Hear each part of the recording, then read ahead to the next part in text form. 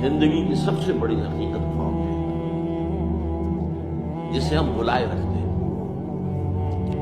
اگر کسی عزیز کی نماز جنازہ پڑھتے ہیں تب بھی یہ خیال نہیں آتا کہ اس وقت ہم بھی ہو سکتا تھا کہ یہاں پر بجائے ان کے میرا لاشا ہوتا۔ کچھ تھوڑی سی تو ہوتی ہے، قبر میں جب اتارتے ہیں کسی عزیز کو تو کچھ نہ کچھ احساسات کے اندر کچھ حرکت ہوتی ہے، لیکن بس واپس آنے کے بعد پھر آدمی بھول جاتا ہے۔ لیکن قرآن مجید نے لفظ یقین استعمال کیا ہے موت کے لیے۔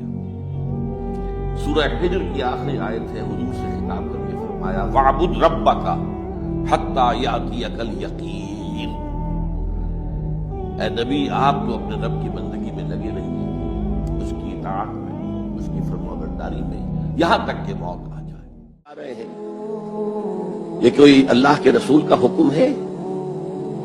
کیا رسول کے صحابہ کا عمل ہے؟ کیا حضور کا عرس بنایا گیا؟ عید میلاد النبی ایک نئی عید ہو گئی ہے، کیا اس کا حکم دیا محمد رسول اللہ نے؟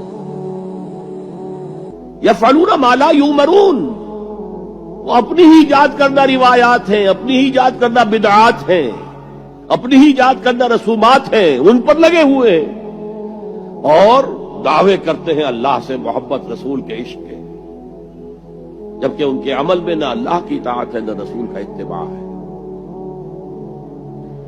تو زبان تو استعمال کرے، گونگا شیطان تو نہ بن جائے، کہے تو صحیح اللہ کے بندے باز آ جاؤ، اے اللہ کے بندو اللہ کے غضب کو دعوت مت دو، کہو تو صحیح۔